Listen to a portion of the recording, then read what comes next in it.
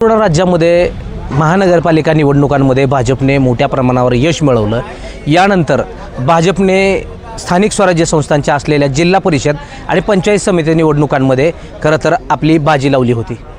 राज्यात आणि देशात भाजपची सत्ता असताना बारामतीमध्ये झालेल्या स्थानिक स्वराज्य संस्थांच्या निवडणुकीत अर्थात जिल्हा परिषद आणि पंचायत समितीच्या निवडणुकीत भाजपच्या उमेदवारांना आपलं डिपॉझिटही वाचवता आलं नाही। या सगळ्या गोष्टीला नेमकं जबाबदार कोण असा सवाल खरं तर उपस्थित केला जातोय। बारामती म्हटलं की पवार कुटुंब हे समीकरण संपूर्ण राज्याला माहिती आहे। गेल्या काही दिवसापूर्वी राज्याचे उपमुख्यमंत्री अजित पवार यांचं विमान अपघातात दुर्दैवी निधन झालं। यानंतर संपूर्ण बारामतीमध्ये आणि राज्यभरात शोककळा पसरली। आज अशातच बारामती आणि संपूर्ण राज्यामध्ये स्थानिक स्वराज्य संस्थांचं बिगुल वाजलं होतं। त्याची तयारी अंतिम टप्प्यात आली होती। खरं तर बारामतीकर या दुःखातून अद्यापही सावरले नाहीत। मात्र अजित पवारांनी दिलेले उमेदवार हे बारामतीकरांनी पुन्हा एकदा चांगल्या मताधिक्याने निवडून दिले। मात्र ज्या पक्षाचं केंद्रात सरकार आहे, राज्यात सरकार आहे, या पक्षाला बारामतीमध्ये साधं डिपॉझिटही वाचवता आलं नाही। यामध्ये प्रामुख्याने मी काही बारामतीमध्ये जे भाजपचे उमेदवार 4 जिल्हा परिषद गटामध्ये त्यांनी दिले होते त्यांची मते सांगतो। यामध्ये निंबूत कांबळेश्वर गटामध्ये दिग्विजय काकडे 2657 मतं त्यांना मिळाले आहेत, तर राष्ट्रवादीच्या करण खलाटे यांना 22,181 मतं मिळालेले आहेत। दुसरा गट आहे वडगाव मोरगाव, यामध्ये राष्ट्रवादी काँग्रेस पार्टीच्या रोहिणी कदम यांना 22,572 मतं मिळालेले आहेत, तर भाजपच्या आरती लोखंडे यांना 1036 मतावरती समाधान मानावं लागले। दुसरा गट आहे पंधरे आणि मुडाळे, या गटामध्ये राष्ट्रवादी काँग्रेस पार्टीचे उमेदवार मंगेश जगताप यांना 20,800 मतं मिळालेले आहेत, तर भाजपचे उमेदवार सूरज कदम यांना 3264 मतावर समाधान मानावं लागले। आणि चौथा गट आहे सुपा कराटे गट, या गटामध्ये राष्ट्रवादीच्या उमेदवार पल्लवी खेत्रे यांना 18,094 मतं मिळाले आहेत, तर वंदना कोकरे या भाजपच्या आहेत त्यांना 2677 मतं त्यांना मिळालेले आहेत। खरं तर या 4 ज्या भाजपचे उमेदवार आहेत त्यांची गोळाबेरीज केली मतांची तर ती आकडेवारी आहे 9,634 आणि राष्ट्रवादीचे हे जे काही 4 गट आपण वाचून दाखवले त्यांची आकडेवारी आहे 83,647। खरं तर राष्ट्रवादीच्या 9 ते 10% देखील मतदान भाजपला इथल्या जनतेने दिलं नाही। या सगळ्या गोष्टीला नेमकं जबाबदार कोण? कारण भाजपमधली अंतर्गत गडबाजी गेल्या काही दिवसांपासून सातत्यानं उघडकीस येत आहे। यामध्ये प्रामुख्यानं भाजपचे नेते म्हणवले जाणारे बाळासाहेब गावडे, अविनाश मोठे यांच्यासारखे नेते बारामतीत असताना देखील भाजपला आपल्या उमेदवारांचं डिपॉझिट वाचवता आलं नाही। ही नेमकी नामुष्की उमेदवारांची की बाळासाहेब गावडे असतील किंवा अविनाश मोठे यांची? सातत्यानं नगरपालिका निवडणुकीमध्ये भाजपनं राष्ट्रवादीच्या विरोधात उमेदवार उभे केले होते।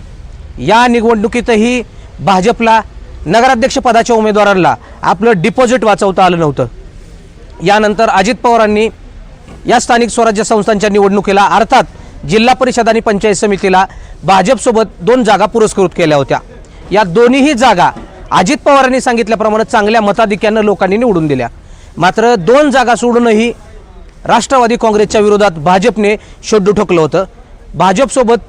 भाजपने राष्ट्रवादीसोबत कुठलीही युती केले नसल्याचं पत्र भाजपचे जिल्हाध्यक्ष वडणे यांनी सोशल मीडियावरती व्हायरल केलं होतं। मात्र खरं तर बारामतीत पुन्हा एकदा बारामतीकरांनी दाखवून दिलं की बारामतीत कमळाला थारा नाही आणि या सगळ्या गोष्टीला नेमकं जबाबदार कोण आहे याचं आत्मचिंतन बारामतीतल्या भाजपच्या नेत्यांनी करणं गरजेचं आहे। खरं तर सातत्यानं भाजपच्या या नेत्यांवरती वरचे जे काही भाजपची लोक आहेत हे विश्वास दाखवतात, मात्र आता त्या नेत्यांचे देखील डोळे उघडायला पाहिजेत। या नेत्यांमुळं खरं तर बारामतीचे जे काही दिलेले भाजपचे उमेदवार आहेत ह्यांना स्वतःचं डिपॉझिट देखील वाचवता आलं नाही अशी चर्चा बारामती परिसरात रंगू लागली आहे। यामुळे येणाऱ्या कालावधीमध्ये भारतीय जनता पार्टीचे वरिष्ठ नेते बाळासाहेब गावडेसारख्या दिग्गज नेत्याला या ठिकाणी बारामतीमध्ये भाजप सक्रिय करण्यामध्ये चांगलं स्थान देणार की बाजूला काढून नव्या उमदीच्या उमेदवारांना खरं तर उमदीच्या नेत्यांना त्या ठिकाणी स्थान देणार? भाजप म्हटलं की राज्यात आणि देशात त्यांची सत्ता आहे, मग असं असताना बारामतीमध्ये भाजपच्या उमेदवारांना आपलं डिपॉझिट वाचवता येत नाही ही नामुष्की नेमकी कोणाची? या गोष्टीचं आत्मचिंतन भाजपच्या राज्य पातळीच्या नेत्यांनी सुद्धा करणं गरजेचं आहे। खरं तर यामध्ये सगळ्यात महत्त्वाचा मुद्दा अजित पवारांच्या निधनानंतर भाजपचे जे काही असणारे मुख्यमंत्री देवेंद्र फडणवीस यांनी देखील जाहीर केलं होतं, आपण बारामती तालुका असेल किंवा राज्यभरात जाहीर प्रसार सभा घेणार नाही, ते आश्वासन त्यांनी दिलेलं पाळलं. मात्र राष्ट्रवादी काँग्रेसला जी सहानुभूती अजित पवारांच्या जाण्यानंतर मिळाली, या ठिकाणी राष्ट्रवादीचे उमेदवार चांगल्या मताधिक्याने निवडून आले. मात्र भाजपला पुन्हा एकदा मी मला सांगावंसं वाटते, भाजपला आपल्या उमेदवारांचं डिपॉझिटही वाचवता आलं नाही. यामुळे भाजपच्या इथल्या स्वयंघोषित नेत्यांनी स्वतःची जागा ओळखावी, अन्यथा येणाऱ्या ज्या काही पुढच्या निवडणुका आहेत, कालावधी बराच आहे, मात्र या निवडणुकांमध्ये देखील बारामतीकरची जनता, बारामतीकर हे त्या भाजपच्या स्वयंघोषित नेत्यांना आपली जागा दाखवल्याशिवाय स्वस्थ बसणार नाहीत. यामुळे या गोष्टीचं आत्मचिंतन या स्वयंघोषित नेत्यांनी करणं गरजेचं आहे. यांनी भाजपला कुणाच्या तरी दावणीत बांधणं हे आतापर्यंत बारामतीकरांना मान्य नाही. यामुळे बारामतीकरांनी दिलेला कौल हा भाजप कशा पद्धतीनं घेतोय हे पाहणं महत्त्वाचं ठरणार आहे. तुर्तास इथेच थांबू. धन्यवाद.